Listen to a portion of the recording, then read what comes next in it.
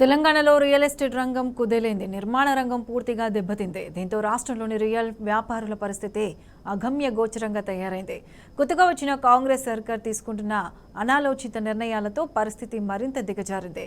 రాష్ట్రంలో కుదేలవుతున్న real estate రంగంపై tea news ప్రత్యేక కథనం.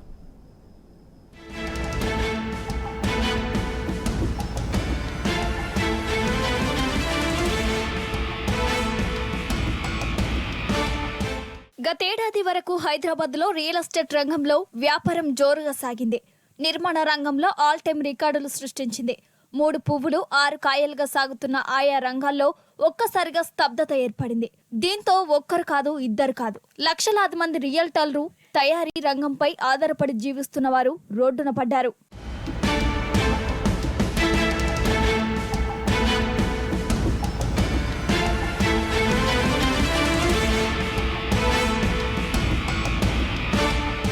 మన రాష్ట్రంలో రియల్ ఎస్టేట్ రంగంపై సుమారు 12 లక్షల మంది ఆధారపడి జీవిస్తున్నారు. మరో 25 లక్షల మందికి పైగా ప్రజలు దానికి అనుబంధంగా తయారీ రంగంలో పనిచేస్తున్నారు. అయితే ప్రస్తుతం రాష్ట్రంలో నెలకొన్న పరిస్థితులు వారి జీవన గతిని ఎంతగానో ప్రభావితం చేస్తున్నాయి. అయితే వీరిని ఆదుకునేందుకు రాష్ట్ర ప్రభుత్వం ఎలాంటి చర్యలు తీసుకోకపోవడంపై సర్వత్రా విమర్శలు వ్యక్తమవుతున్నాయి.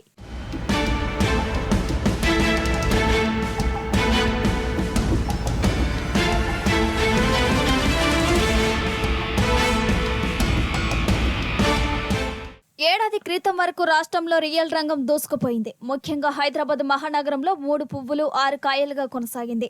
అప్పటి బీఆర్ఎస్ ప్రభుత్వం నగర అభివృద్ధికి చేపట్టిన నిర్మాణాలు, తీసుకొచ్చిన ప్రాజెక్టులతో ఓ వెలుగు వెలిగింది. నగరంలోని ఓపెన్ ఫ్లాట్స్ తో పాటు అపార్ట్మెంట్లు, ఫ్లాట్లు హాట్ కేకుల్లా అమ్ముడుపోయాయి. కానీ ప్రభుత్వం తీసుకున్న ఛార్జీల పెంపు నిర్ణయంతో పరిస్థితి తలకిందులైంది.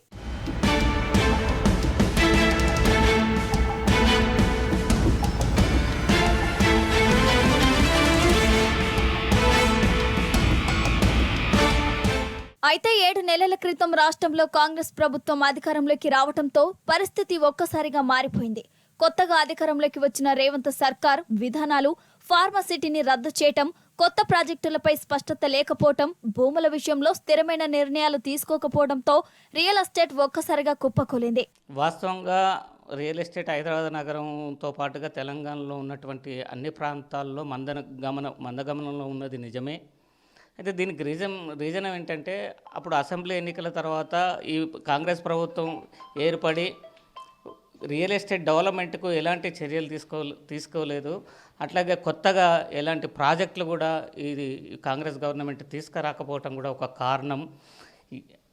కాబట్టి రియల్ ఎస్టేట్ లక్షలాది ప్లాట్లు హైదరాబాద్ నగరంలో సంవత్సరాల తరబడి సేల్కు ఎదురు చూస్తున్నాయి. రేట్లు పడిపోయినాయి, ప్లాట్ల రేట్లు పడిపోయినాయి, అపార్ట్మెంట్ల ప్లాట్ల రేట్లు పడిపోయినాయి, హౌజెస్ రేట్లు పడిపోయినాయి.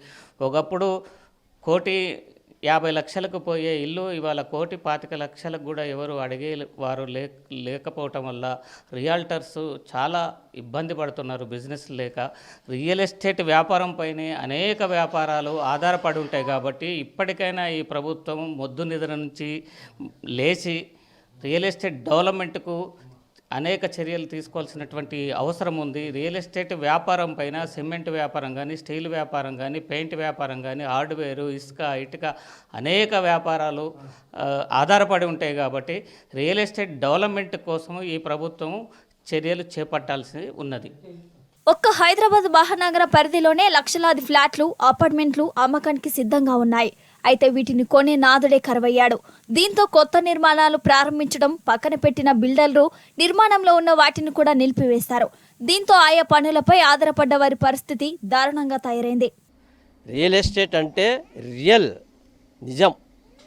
ఈ నిజాన్ని నిజంగానే నిజం చేయాలి కావాలి. కానీ దీన్ని అబద్ధంగా చేసి ఎల్ఆర్ఎస్ రద్దు చేస్తామన్నారు, బీఆర్ఎస్ రద్దు చేస్తామన్నారు. కానీ ఏది కూడా చేయలేదు. ఇప్పటివరకు ఎల్ఆర్ఎస్ అనేది అది అట్లనే చెత్తబుట్టలో పడేసినట్టే ఉన్నది.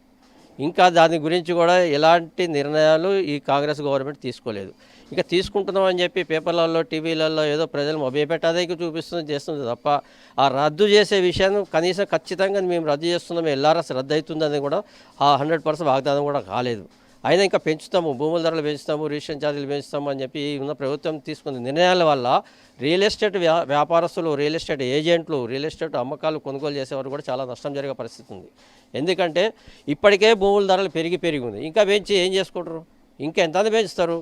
కనీసం సామాన్యుడు ఒక భూమి కొనుక్కొని ఒక ఇల్లు కట్టుకోవడానికి కూడా, కనీసం ఒక వ్యవసాయ భూమి ఒక ఎకరం కొనుక్కొని వ్యవసాయం చేసుకోవడానికి కూడా చేసుకోలేని పరిస్థితి ఇప్పుడు ఈ ఉన్న ప్రభుత్వ హయాంలో ఉన్నటువంటి వాటిని కంట్రోల్ చేసేసి అందరికీ అందుబాటులోకి తెచ్చే విధంగా ప్రయత్నాలు చేయాలా తప్ప మేము భూముల ధరలు పెంచుతాము, మార్కెట్ వాల్యూ పెంచుతాము, లేకపోతే వ్యవసాయ భూముల ధరలు పెంచుతాము, ఇవన్నీ అనేది వాటికి చాలా ప్రక్షాళన చేయాల్సింది విధంగా కాంగ్రెస్ గవర్నమెంట్ని మేము కోరుతున్నాం. స్వయంగా రియల్టర్లు అయిన సీఎం రేవంత్ రెడ్డి ఎన్నికల సందర్భంలో ఆ రంగంపై ఆధారపడ్డ వారికి భారీగానే హామీలు ప్రకటించారు. రియల్ ఎస్టేట్ లోని సాధక బాధకాలన్నీ తనకు బాగా తెలుసన్న ఆయన తాను అధికారంలోకి రాగానే వాటన్నిటినీ పరిష్కరిస్తానని బీరాలు పలికాడు. తీరా ముఖ్యమంత్రి అయ్యాక మాత్రం ఆయన తీసుకుంటున్న నిర్ణయాలతో సామాన్యుడు సొంతింటిని కొనుక్కోలేని పరిస్థితులు సృష్టిస్తున్నారన్న ఆరోపణలు వ్యక్తమవుతున్నాయి. గత ప్రభుత్వంలో రియల్ ఎస్టేట్ వ్యాపారాన్ని హైక్ చేస్తుంటే సాఫ్ట్వేర్ కంపెనీ, సాఫ్ట్వేర్ ఎంప్లాయీస్ కానీ, ఉద్యోగస్తులు కానీ రియల్ ఎస్టేట్లు పెడితే నాకు రూపాయి వస్తున్న ఆశతోటి ప్రభుత్వాలు ఆ రోజుల్లో రియల్ ఎస్టేట్ ఇన్వెస్ట్ చేశారు. కానీ ఇప్పుడున్న పరిస్థితి చూస్తుంటే రియల్ ఎస్టేట్లో ఇన్వెస్ట్ చేస్తే మా పరిస్థితి ఏంది? వచ్చే రూపాయి కంటే పోయే రూపాయి ఎక్కువ అనిపిస్తుంది. దీనికంటే బంగారం కానీ ఇతరత్ర వ్యాపారాల్లో ఇన్వెస్ట్ చేస్తే బాగుండని ఆలోచనలతోటి రియల్ ఎస్టేట్ ఇన్వెస్టర్స్ ఉన్నారు. రియల్ ఎస్టేట్ వ్యాపారాలను చేస్తే నష్టపోయే ప్రభుత్వం ఆలోచనలో ఉన్నారు. అంటే వీళ్ళు అరే రియల్ ఎస్టేట్లో పెట్టుబడిని మేము హైక్ చేస్తాము అంటే పక్క రాష్ట్రాన్ని చూసుకొని పక్క రాష్ట్ర పరిస్థితి గత ప్రభుత్వం నష్టపోయిందని చెప్పి ఈ ప్రభుత్వంలో అమరావతి ఈ పరిస్థితి గత ప్రభుత్వం అమరావతి గత్యంతరమే తెలంగాణ రాష్ట్రానికి ఏర్పడుతుందని భయంగా ఉన్నది. అక్కడ ఎకరం వచ్చేసి 2 కోట్లు నడిచింది. గత ప్రభుత్వం 30 లక్షలు 40 లక్షలకు అమ్ముకున్నారు. ఇలా అదే తెలంగాణలో 2 కోట్లు 3 కోట్ల రూపాయలు నడిచిన ఎకరము 1 కోటి రూపాయలకు అమ్మే పరిస్థితి వచ్చింది. అది కారణం ఏంది?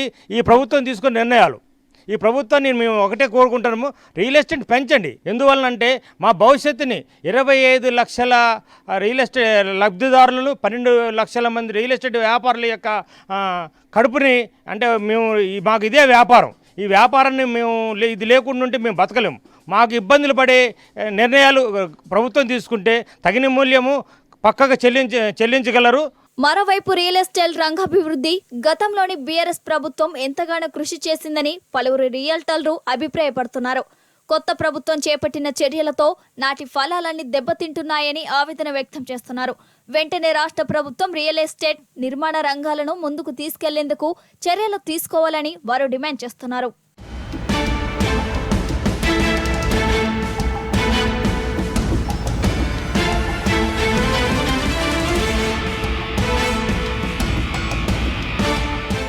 రాష్ట్రంలో గృహాలకే కాదు గ్రామీణ ప్రాంతాల్లోని వ్యవసాయ భూములకు కూడా ధరలు భారీగా తగ్గాయి. దీంతో ప్రభుత్వం సత్వరమే రియల్ ఎస్టేట్ రంగాన్ని గాడిలో పెట్టేందుకు చర్యలు ప్రారంభించాలన్న డిమాండ్ అన్ని వర్గాల ప్రజల నుంచి వ్యక్తమవుతున్నాయి. హైదరాబాద్ నగరంలో రియల్ ఎస్టేట్ రంగం కుదేలైంది. కొనుగోలు అమ్మకాల్లో భారీగా తగ్గిపోయాయి. హైదరాబాద్ నగరమే కాదు తెలంగాణ రాష్ట్ర వ్యాప్తంగా రియల్ ఎస్టేట్ మొత్తం కుదేలు కావడంతో రియల్టర్లు తలపట్టుకుంటున్నారు. గత ఏడాది క్రితం బీఆర్ఎస్ ప్రభుత్వం ఉన్నప్పుడు కొనుగోలు అమ్మకాలు జోరుగా సాగాయని, కాంగ్రెస్ ప్రభుత్వం వచ్చిన తర్వాత అమ్మకాలు కొనుగోలు మీద భారీగా ఎఫెక్ట్ పడిందని చెప్తున్నారు. అయితే కాంగ్రెస్ ప్రభుత్వం అనుసరిస్తున్న విధానాలే ఈ రియల్ ఎస్టేట్ రంగం పడిపోవడానికి కారణాలని రియల్ రంగ నిపుణులు చెబుతున్నారు. కెమెరామెన్ సైదులతో పూర్ణచందర్, టీ న్యూస్, హైదరాబాద్.